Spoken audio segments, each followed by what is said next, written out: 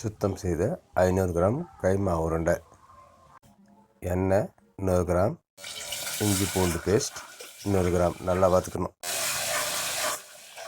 Onion paste 100 gram, தக்காளி மிக்சியில் போட்டது 100 கிராம் நல்லா எண்ணெய் பிரிகிற மாதிரி இருக்கணும்.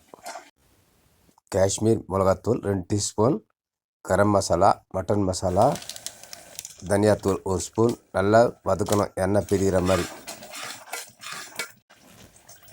நல்லா எண்ணெய் பிரிஞ்சிருக்கு. மட்டனை நம்ம சேர்த்துக்கணும். தேவைக்கேற்ப உப்பு சேர்த்துக்கணும். தண்ணி மீடியமாக ஊற்றிக்கணும். குக்கர் மூடி போட்டு 3 விசில் வரணும் மீடியம் ஃப்ளேமில்.